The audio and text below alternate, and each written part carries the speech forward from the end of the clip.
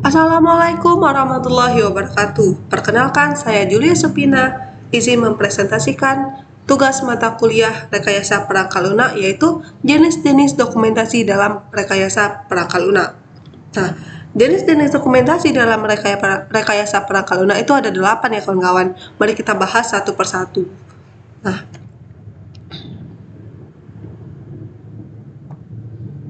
yang pertama ada Software Project Management Plan atau SPMP.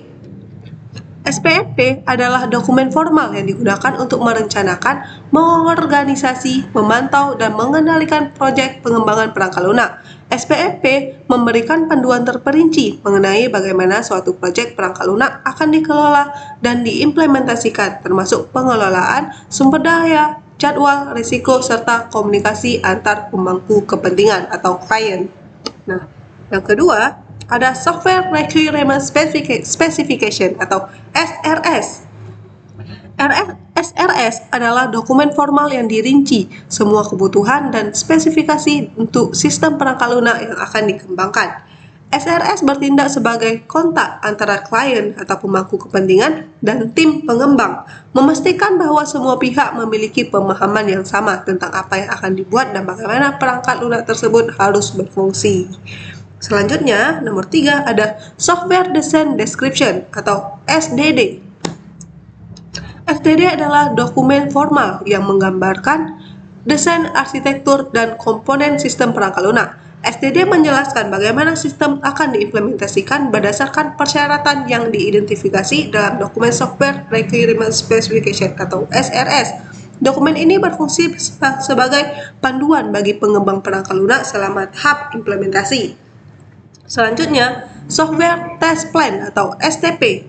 STP adalah dokumen formal yang merinci pendekatan, lingkup sumber daya, dan jadwal untuk kegiatan penguji perangkat lunak. STP berfungsi sebagai pemandu untuk memastikan bahwa perangkat lunak diuji secara menyeluruh dan memenuhi kebutuhan yang telah ditentukan dalam dokumen Software Requirement Specification atau SRS. Dokumen ini biasanya dibuat oleh tim penguji perangkat lunak untuk mengomunikasikan strategi dan proses penguji kepada sebuah pemangku kepentingan atau klien. Selanjutnya, Software Test Description atau STD. STD adalah dokumen formal yang menjelaskan detail spesifik mengenai bagaimana penguji perangkat lunak akan dilakukan. STD berisi langkah-langkah rinci, skenario uji, data uji, dan kriteria evaluasi yang diperlukan untuk memastikan bahwa perangkat lunak memenuhi persyaratan fungsional dan non-fungsional. Dokumen ini biasanya digunakan sebagai referensi operasional oleh tim penguji untuk menjalankan pengujian yang telah direncanakan dalam dokumen Software Test Plan atau SDP. Selanjutnya, Software Test Result (STR). STR adalah dokumen yang berisi hasil dari proses pengujian perangkat lunak yang telah dilakukan. STR mencatat semua data yang diperoleh selama pengujian, termasuk skenario uji yang berhasil, yang gagal, detail bug atau kesalahan yang ditemukan, serta analisis terhadap performa sistem. Dokumen ini berfungsi sebagai bukti pengujian yang telah dilakukan, membantu tim memastikan perangkat lunak memenuhi persyaratan yang telah ditentukan, dan memberikan dasar untuk mengambil keputusan sebelum perangkat lunak dirilis.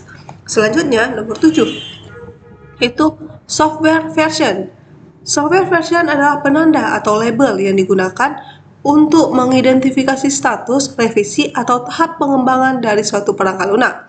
Versi ini digunakan untuk melacak pembaruan atau perubahan atau pembaruan yang dilakukan pada perangkat lunak selama siklus hidupnya, seperti perbaikan bug, penambahan fitur, atau peningkatan kinerja. Versi perangkat lunak biasanya dinyatakan dalam bentuk angka, huruf, atau kombinasi keduanya, seperti 1.0.0 atau V2.5 beta. Nah, dan yang terakhir, user guide atau user manual. User guide atau user manual adalah dokumen panduan yang dirancang untuk membantu pengguna memahami agar cara pengoperasian atau penggunaan suatu produk perangkat tersebut, perangkat lunak atau layanan. Dokumen ini menyediakan informasi rinci mengenai fitur, fungsi, dan langkah-langkah yang diperlukan untuk menjalankan produk dengan benar dan efisien. User Guide ditujukan untuk audiens yang beragam, mulai dari pengguna pemula hingga ahli, dan disusun dengan tujuan untuk meminimalkan kesalahan penggunaan serta meningkatkan pengalaman pengguna. Nah, itu dia 8 jenis-jenis dokumentasi dalam rekayasa perangkat lunak ya kawan-kawan. Nah, sekian presentasi dari saya. Apabila banyak kurang dan salah, saya mohon maaf. Terima kasih. Assalamualaikum warahmatullahi wabarakatuh.